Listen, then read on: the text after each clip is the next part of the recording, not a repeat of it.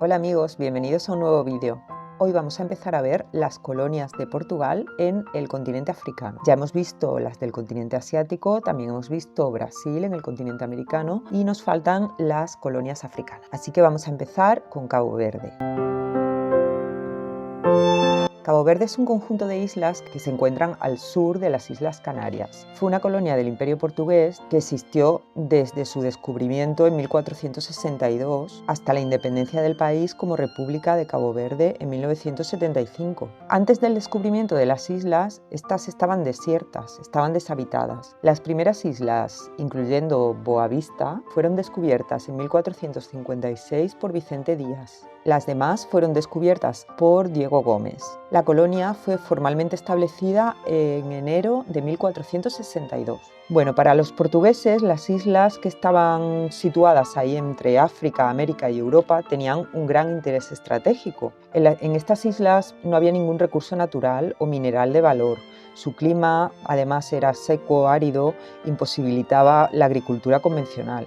Pero su posición geoestratégica sí que era de gran importancia, ya que podía servir de punto de partida para la exploración del continente o como puerto transitorio hacia América o Asia. Para fomentar la ocupación de las islas que estaban deshabitadas y su desarrollo, lo que hizo la corona portuguesa fue otorgar a todos los colonos permisos para traficar con esclavos.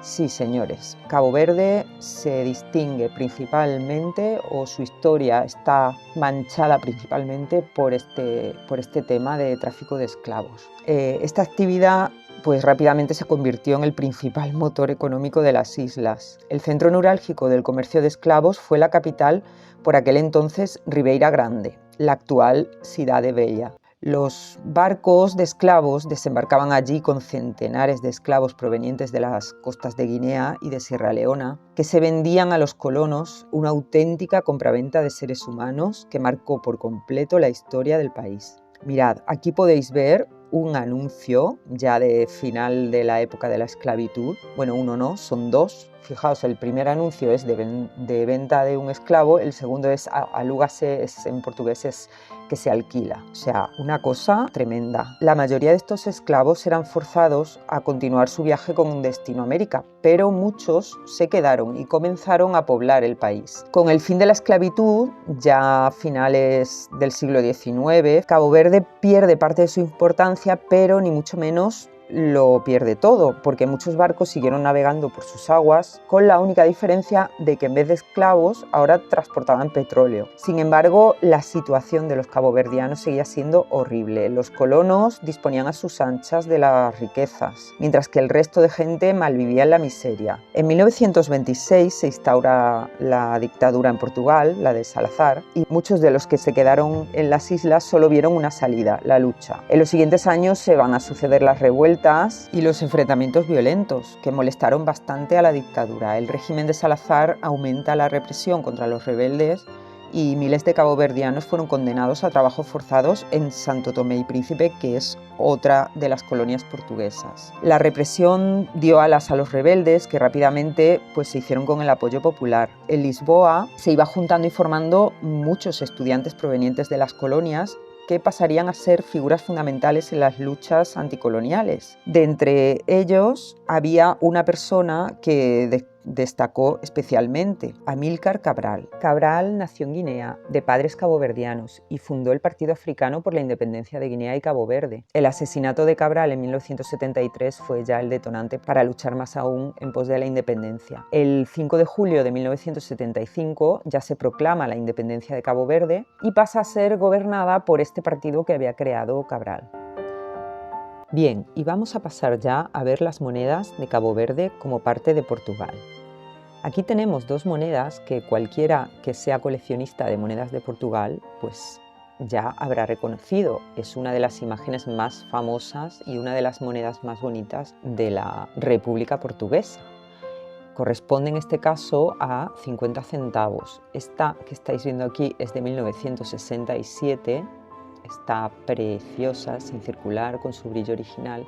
Y la otra, pues es exactamente igual, pero es de 1930, con la diferencia de que la otra ha sido limpiada por alguien antes de adquirirla yo.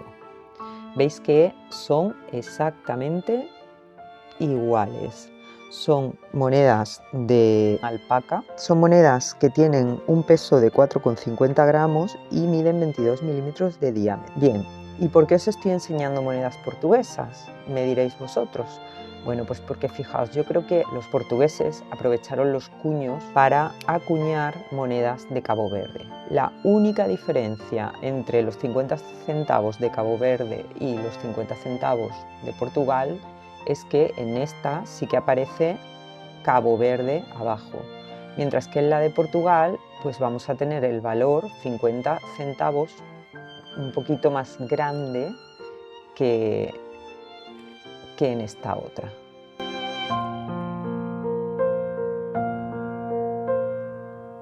¿Veis? Pero la moneda es prácticamente idéntica. Así que, bueno, pues muy curioso. Las monedas de Cabo Verde son muy parecidas a las portuguesas. Y vamos a ver un segundo ejemplo donde va a pasar exactamente lo mismo. Bueno, pues aquí tenemos otras dos monedas, una de 1930, otra de 1924. En ambas tenemos la leyenda donde pone República Portuguesa y en ambas tenemos el mismo valor facial, 20 centavos. Así que como veis el anverso de estas monedas es idéntico. Esta es la que corresponde a Portugal. Si coleccionáis moneda de Portugal ya la habréis reconocido, aunque bueno, esta no está en muy buenas condiciones. Tenemos aquí en el reverso a esta chica y nada más. Y la otra pues exactamente igual en el anverso, ya os digo que es idéntica, bueno, salvo que esta conserva el brillo original de la moneda y la otra no.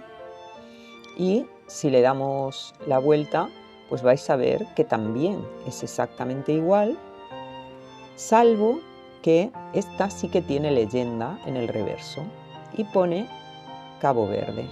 Pero como veis, es exactamente el mismo diseño. Pues aquí las tenéis las dos. Deciros que tanto de la moneda de 50 centavos como de esta de 20 centavos se acuñaron solo en el año 1930 y se acuñaron, pues en el caso de los 20 centavos 1,5 millones de ejemplares, en el caso de los 50 centavos 1 millón de ejemplares, y su precio, esta de 20 centavos no tiene un precio excesivamente alto. En MBC el catálogo la pone como unos 4 euros y en Sin Circular unos 20 euros, pero la de 50 centavos sí que es ya un poquito más cara porque es bastante difícil de conseguir en un estado aceptable. En MBC el catálogo estima un valor de 15 euros, sin embargo en EBC ya se va a 350 euros y en Soberbia ya la estima en 1000 euros. Por último, no quería irme sin enseñaros este escudo, un escudo de Cabo Verde, que como veis el diseño es muy parecido a el escudo que vimos en el vídeo anterior. Y os quería enseñar esto porque fijaos lo que sería el escudo del país. ¿Os suena, no? Veis que es exactamente idéntico al de Timor, exactamente idéntico al de Macao, y la única diferencia, una vez más, es dentro del escudo, el tercio de la derecha es el que cambia. A la izquierda tenemos los 5 escudetes, debajo tenemos el mar y en este caso a la derecha tenemos un barco. Bueno, y poco más que deciros, este escudo ya sí que es más normal, es del año 1968, se acuñó este modelo en el 53 y en el 68, y en 1968 se acuñaron 500.000 de unidades. Es de bronce y pesa 8 gramos y mide 26 milímetros. Y esta moneda sí que es bastante sencilla conseguirla y es bastante económica. Así que bueno, pues aquí os dejo esperando que os haya gustado el vídeo y esperando veros en uno próximo. Un saludo y hasta pronto.